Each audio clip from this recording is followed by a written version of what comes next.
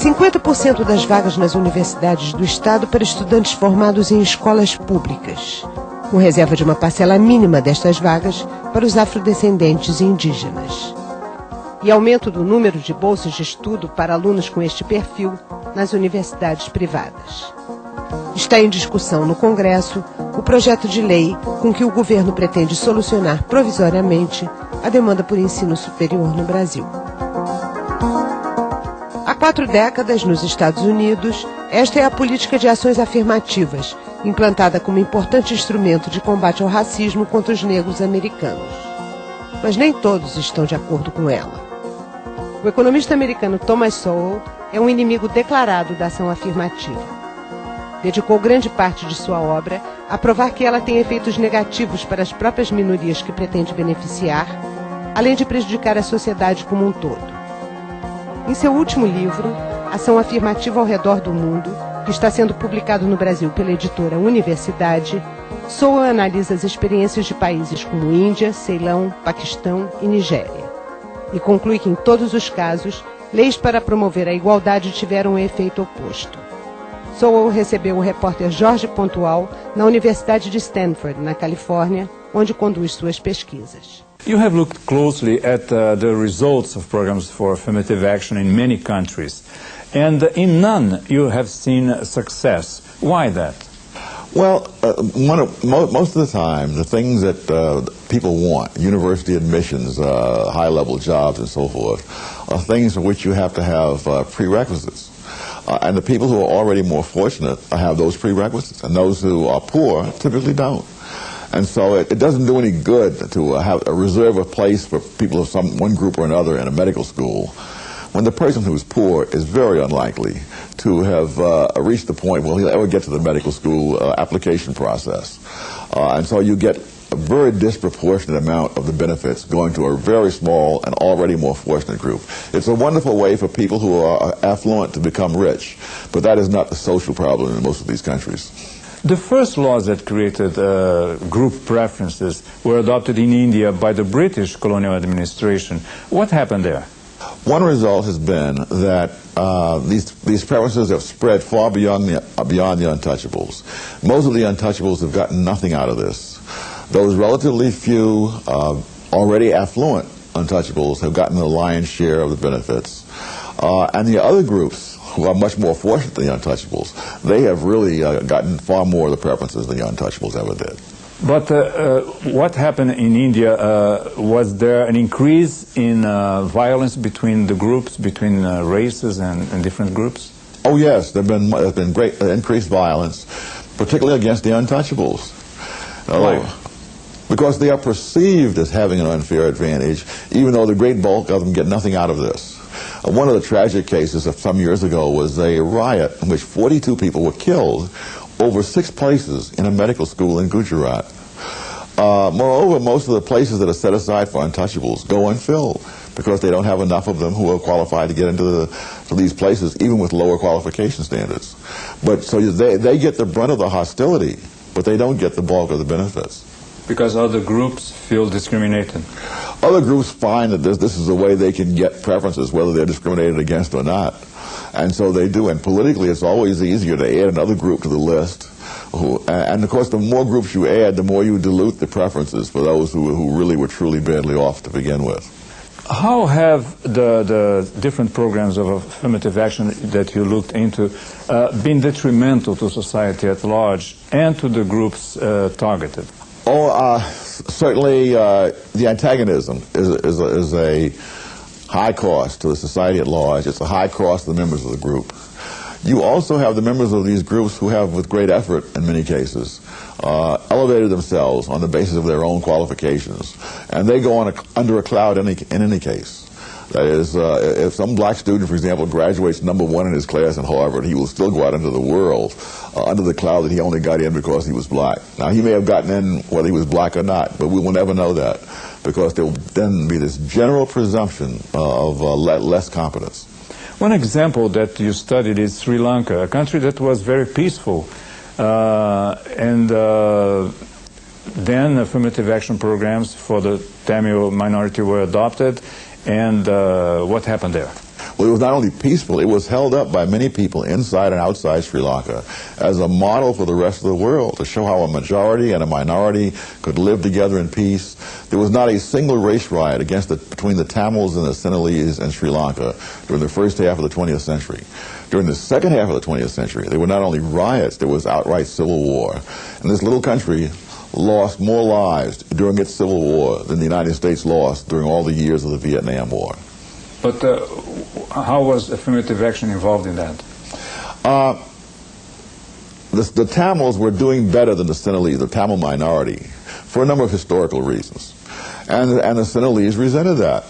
When the country became free and began to have elections, one of the politicians decided his best chance to become prime minister was to push for preferences for the Sinhalese. And of course, once he did that, that made life impossible for the Tamils. Because where the Tamils lived was a very poor part of the country, and without being able to get into an education and into the professions, they really had very little future. Eventually, the Tamils decided they wanted to secede, and so civil war broke out. And only in the past couple of years has there been a ceasefire in that civil war, very belatedly after decades of slaughter. It seems from your studies that in all those countries that adopted those programs of racial quotas, politicians used that. There was a lot of demagoguery involved. Why? Well, it's always easy to say, particularly when it's some group that isn't performing as well as another group, to blame somebody else. People would much rather believe that their misfortunes are due to somebody else rather than to themselves. In many cases, their misfortunes may be due to historical factors over which they had no control. But the fact is that if they want to advance from where they are, they're going to have to acquire skills and do other kinds of things that are necessary. This is a distraction from that.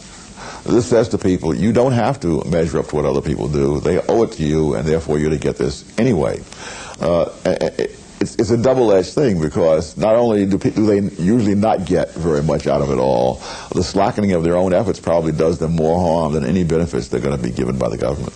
The advocates of affirmative action claim that it has been one of the main factors for the creation of a black middle class in the U.S. Is that true?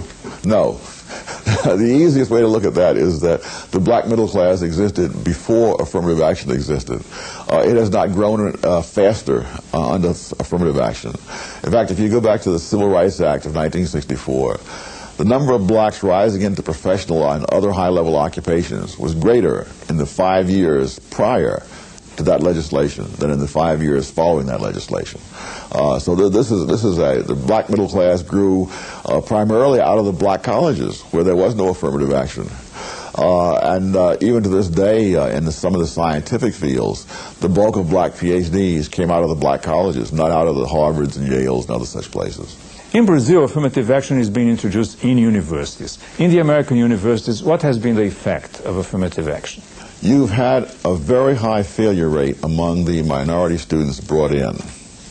And it's not because these students weren't qualified. At Berkeley, for example, during the era of affirmative action, over half the black students failed to graduate. Now, the average black student at Berkeley during that period scored higher than the average American student in the country at large. They were failing because they were at Berkeley, where you had the top, 10% of white students and the top 5% of Asian students. And so they were just simply overwhelmed. I mean, I saw this when it first came in at Cornell, that there were many black kids there who would have sailed through and graduated with honors somewhere else. It's just that you can't make up in a few years for what you don't have otherwise. In my own classes, I gave a lot of reading assignments. Now, the average student at Cornell at that time had an SAT of 700, which meant they were fantastic readers. They could just go right through a book at high speed and know all of it. Very few people in the world can do that. Now, along comes a black student who's let in under affirmative action. He's a good student. He does well, but he can't do that, as most white students can't do that. But he's put into Cornell, and so we go whizzing along, and he's left behind. He doesn't learn things that he is perfectly capable of learning if it's taught at a normal pace. But why wouldn't the black student be able to do that? Oh, not as good a previous education. I mean, it's one thing if you've been through Andover or Exeter or any of these other high-priced schools and you've been taught all this. It's another thing if you come out of a ghetto school where the standards are much lower, and after 12 years of that, you can't make that up in a summer or in any other period of time that's going to get you through a high-powered school with the kind of results that you really want. What has happened in California and Texas, the two largest American states, where the voters abolished affirmative action a few years ago? There were great outcries that there would be no minority students in the university system and so on. In point of fact, there are now more minority students in the university system than there were prior to the ending of affirmative action. They redistributed themselves. There are fewer minority students in Berkeley. There are more at the other universities in the same system. And so I suspect that the rate of graduation is going to go up now that the students are in places where they belong rather than being put in places where they're overmatched. Has affirmative action in the U.S. improved the educational level of black students? No, I know no evidence of that. One of the sad cases, MIT, for example, a study done some years ago showed that the average black student at MIT was in the top 10% of the nation's students in mathematics, and in the bottom 10% at MIT. And 1/4 of them flunked out. And when you consider how few black students have had an opportunity to develop their skills to the point where they're in the top 10% mathematically in the country at large, and to flunk 1/4 of them out is a crime. And they're flunking only because they're at MIT, where people are in the top 1%. And so therefore being in the 90th percentile doesn't count for very much there. What is this phenomenon that happens in the U.S. among the black youth, where if you work hard, if you study hard, you're seen as acting white? Yes, it's tragic. You didn't have that in my generation. That's a new thing, and it's part of the vision behind the whole civil rights affirmative action issue. The argument is, you see, that whites have their positions solely because they're able to repress blacks. Now, if that's true, if it's true that no matter what you do, the white population is going to keep you from getting ahead, then it really makes no sense to knock yourself out. It makes no sense to study hard.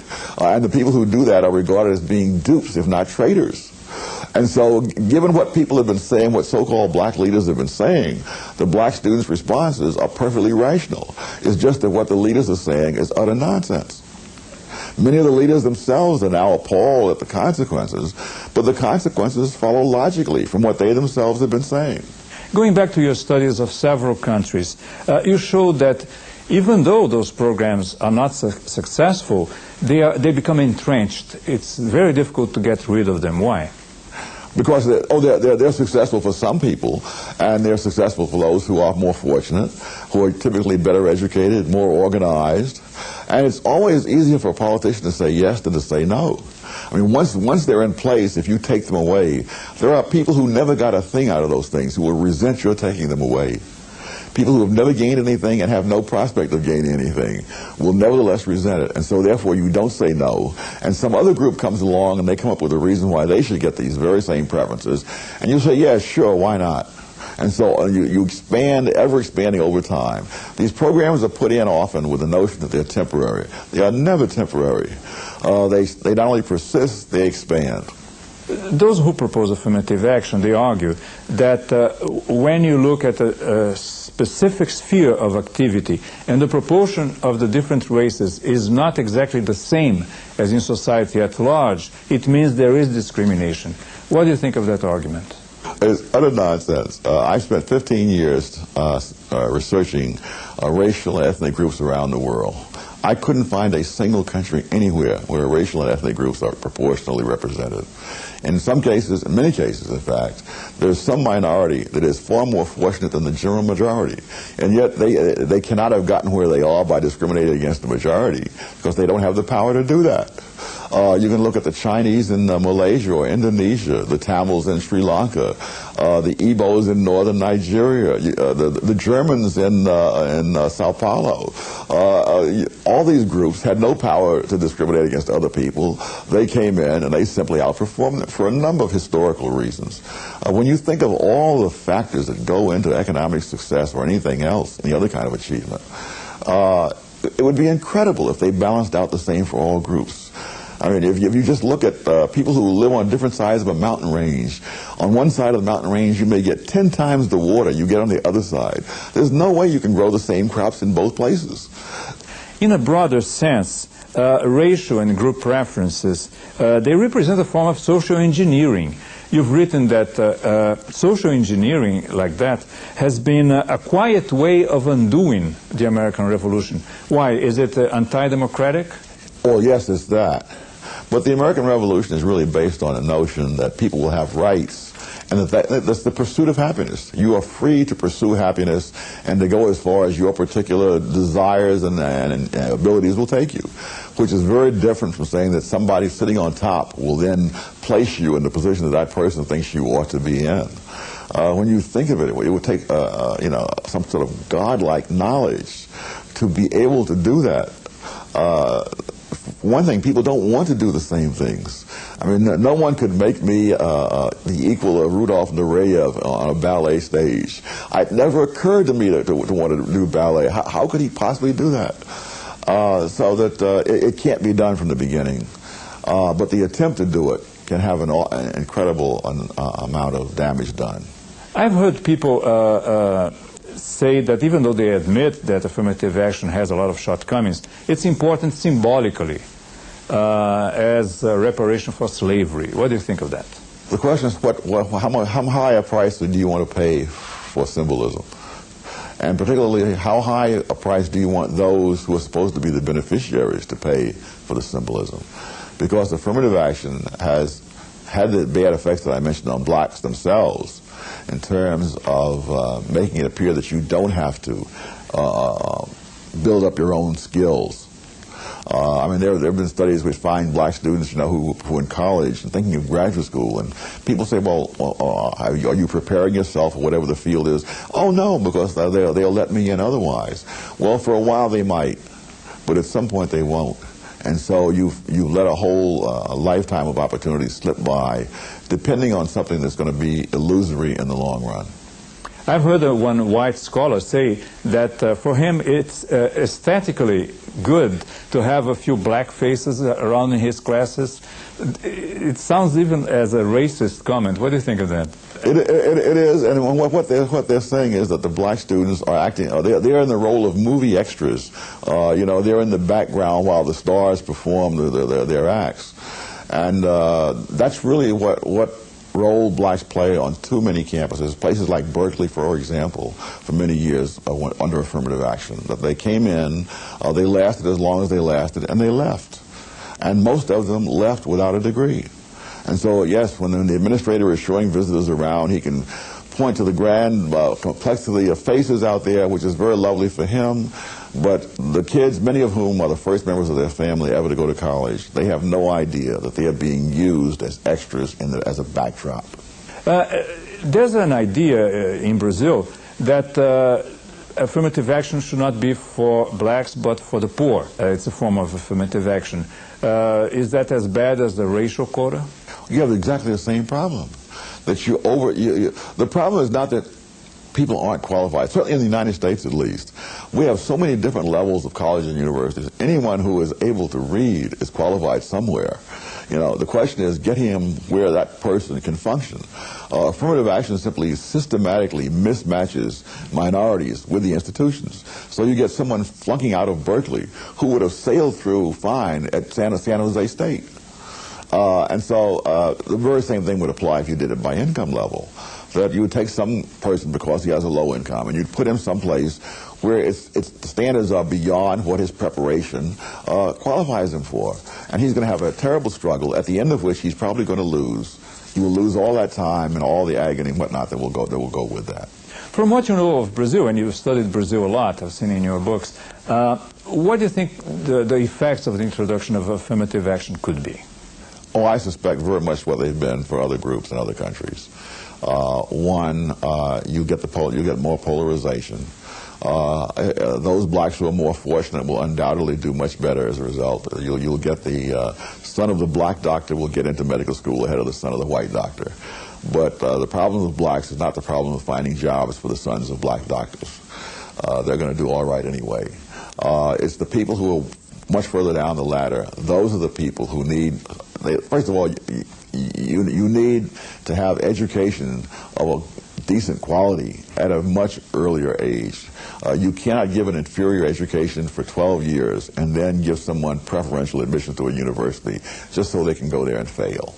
Almost all these programs focus on things that the elite would like to have: university admissions, professional jobs, government jobs, and so on. But the people who are at the bottom, what they most need is marketable skills, educational standards, and so forth. And that's what gets neglected. On a more personal note, what have been your experiences with racism? I saw in your book that you never took offense easily. You were really fighting those racists, right? Oh, heavens, I hated Washington, D.C. when I first went there in 1950 because it was a segregated town. The only difference between Washington at that point and the Deep South was that blacks did not have to sit in the back of the buses. But other than that, even the most petty restaurant downtown, blacks couldn't come in and sit down. Blacks in some places could come in and stand up but not sit down, and so forth. So I really despised it. But what most people don't realize is that all of that was beginning to change even before the courts began to act. I remember when I was in the Marine Corps, I came to Washington in 1952, and my sister met me at Union Station there. And I said, "Where can we eat in this miserable town?" And she said, "We can eat right here in Union Station." I said, "You're kidding." And she said, "No." And so it was already beginning to unravel. The moral authority of racism was already undermined, and the political and judicial things followed in their wake. I remember going to a meeting of the American Economic Association in St. Louis in 1960. St. Louis at that time was a racially segregated town.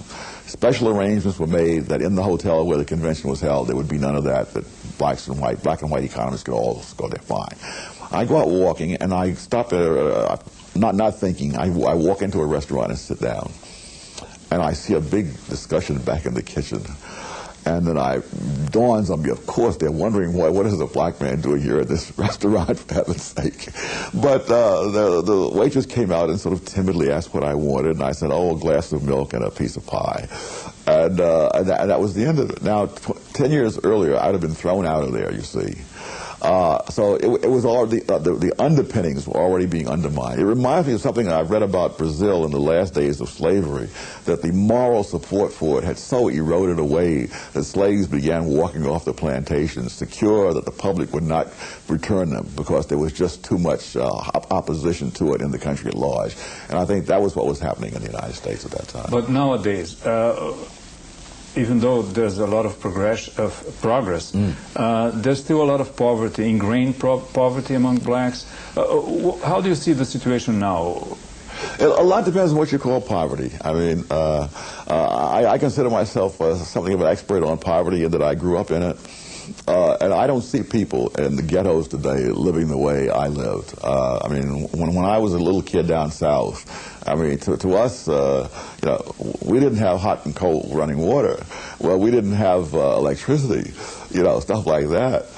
And now I hear people complaining because the pizza people will not deliver in all the neighborhoods. And I think, my gosh, the very thought that someone would cook your food and bring it to your home, it would never have crossed our minds. And so I'm not sure how much poverty in that sense there is. I think there's a desperate effort to keep poverty alive by people who profit by it. Because I mean, it's people often complain about, you know, natural resources being exhausted and so on. Poverty is the natural resource of a whole class of political and community activist people, and to see the poverty eroding away in front of them is really must be very alarming to them. Thank you very much. Thank you. Very good.